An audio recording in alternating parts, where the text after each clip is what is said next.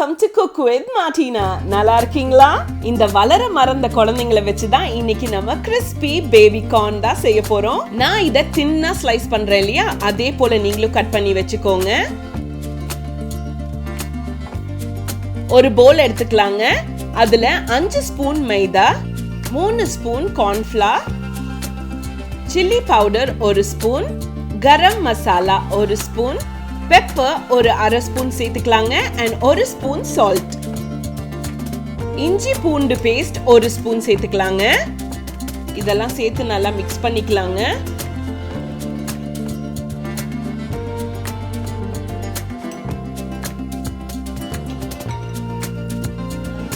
Okay, so இப்போ நம்ம கொஞ்சம் தண்ணியை சேர்த்து நல்லா மிக்ஸ் பண்ணி எடுத்து வச்சுக்கலாங்க. இதே போல நல்லா மிக்ஸ் பண்ணிக்கோங்க. தண்ணி தேவைப்பட்டுச்சுன்னா இன்னும் சேர்த்து நீங்க நல்லா மிக்ஸ் பண்ணி எடுத்து வச்சுக்கோங்க. பேபி கார்ன் ரொம்ப ரிச் இன் ஃபைபருங்க அண்ட் உங்க டைஜஷனுக்கு ரொம்ப ஹெல்ப்ஃபுல்லா இருக்கும். அது மட்டும் இல்லாம உடம்பு குறைக்கணும்னு நினைக்கிறவங்க நிறைய பேர் பார்த்தீங்கன்னா பேபி கார்ன் அவங்க டயட்ல சேர்த்துக்குவாங்க. நம்ம மிக்ஸ் பண்ணி வச்சிருந்த மைதா அண்ட் கார்ன்ஃப்ளவர் இருக்கு இல்லையா, அதை நான் ஒரு பவுல்ல வச்சிருக்கேன். இன்னும் ஒரு பவுல்ல பிரெட் கிரம்ஸ் வச்சிருக்கேங்க. நம்ம ஃபர்ஸ்டே நம்ம கார்னை கட் பண்ணி வச்சிருந்தோம் இல்லையா, அதை எடுத்து இந்த பேட்டர்ல ஃபர்ஸ்ட் டிப் பண்ணி அந்த பிரெட் கிரம்ஸ்ல நம்ம நல்லா கோட் பண்ணி நம்ம எடுத்து வைக்க போறோங்க.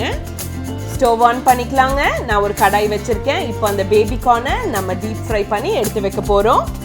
எண்ணெயை சேர்த்துக்கலாங்க. எண்ணெய் சூடான உடனே நம்ம ஃப்ரை பண்ண ஆரம்பிக்க போறோம்.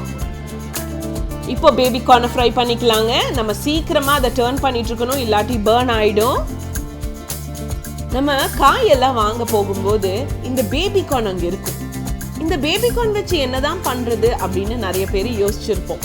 ஸோ இனிமேல் யோசிக்க வேணாங்க, அப்படியே ஒரு பேக் எடுத்துட்டு வந்துருங்க. இதே போல ஃப்ரை பண்ணி என்ஜாய் பண்ணுங்க.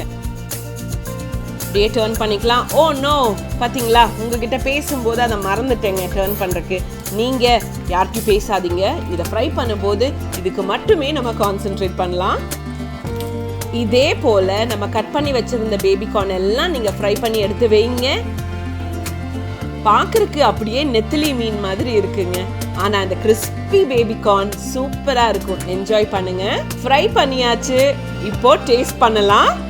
இதை ஃப்ரை பண்ண உடனே எடுத்து சாப்பிட்டா நல்லா இருக்கும், ஏன்னா அப்பதான் அந்த கிறிஸ்பினஸ் இருக்கும்.